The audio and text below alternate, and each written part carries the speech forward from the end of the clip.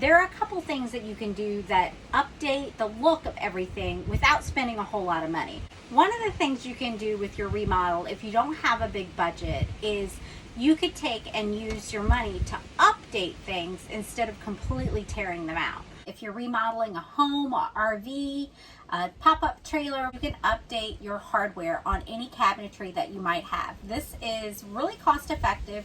You can get a pack of hinges anywhere from $2 to $5 depending on what you'd like it to look like. You can update your look as well by adding paint. Paint is very cost effective, and depending on what you purchase, you're looking at anywhere from $15 to $35 for a half a gallon.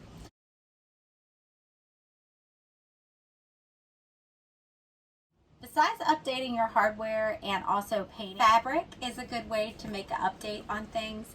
I know updating the window valances in this RV really made it pop.